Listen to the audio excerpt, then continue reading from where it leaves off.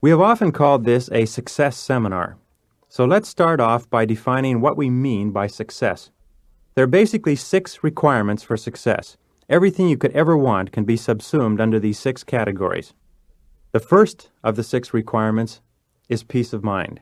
All the great religions and metaphysical philosophies and works in psychology are aimed at giving and showing people how to achieve far higher levels of peace of mind, because we intuitively recognize that without peace of mind, nothing else has very much flavor.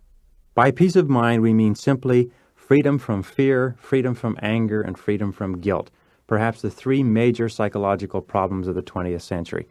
Peace of mind that passeth all understanding, the feeling that going to sleep at night completely at peace and at harmony with ourselves and waking up in the morning with the same state of mind. The second requirement for success is high levels of health and energy. We know that no matter what we have in life, if we do not have our health or if we do not have the energy to enjoy our lives, we don't get very much satisfaction out of it. And as soon as we achieve any kind of peace of mind, we immediately turn to achieving higher levels of health and physical energy. The third requirement for success is loving relationships, the ability to enter into and maintain long-term, intimate, mature relationships with other people. And we know in our studies of healthy human beings that loving relationships are really the hallmark of the self-actualizing, fully functioning personality. As soon as we've achieved a certain level of peace of mind and a certain amount of health and energy, our thoughts immediately turn to our relationships with other people. The fourth requirement for success is what we call financial freedom. And financial freedom means that we have enough money so that we don't worry about money. For one person, this can be $10,000 a year. For another person, $100,000 a year wouldn't be enough. But it's absolutely essential that we achieve the point of financial freedom where we are not preoccupied with where our next rent check is going to come from or where our next paycheck or where the money to pay our bills is going to come from, because we cannot enjoy life if we're preoccupied with money. The fifth ingredient for success is worthy goals and ideals.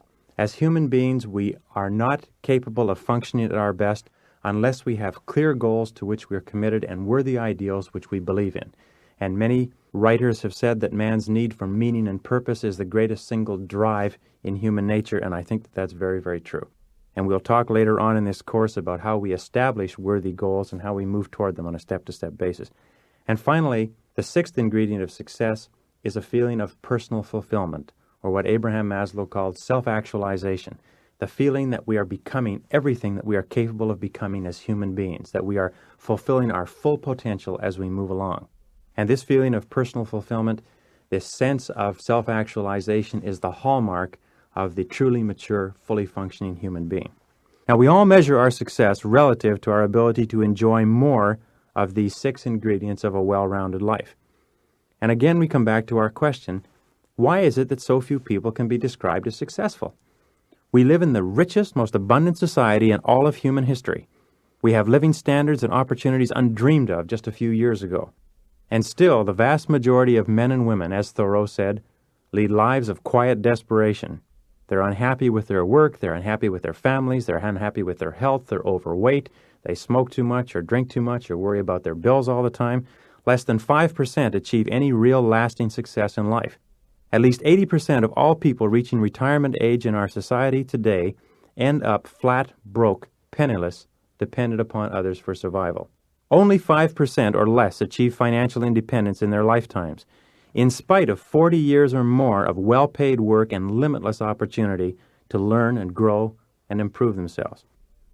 One of the reasons for this lack of success, I think, is that we come into the world with no instruction manual. We are born as the most advanced and complex organism in our universe, but we have no directions for getting the very most out of ourselves as a human machine. It would be exactly the same as if we went to the store and bought a personal computer and took it home and set it up and found that we had no instruction manual, no operating instructions to tell us how to use the machine to get the very most out of it.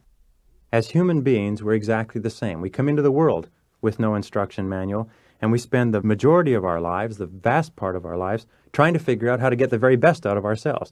And it takes about 30 or 40 or 50 years to do it, and then, as the old German expression says, too soon old, too late smart. We finally figure out how to do it, and we're in our 50s and in our 60s.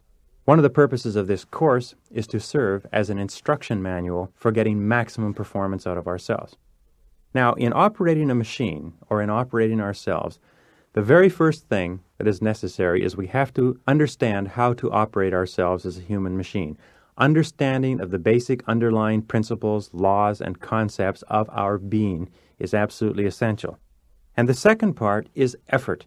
Once we understand how we work, we have to make efforts so that we can apply what we have learned to achieving far higher levels of accomplishment and attainment in our day-to-day life.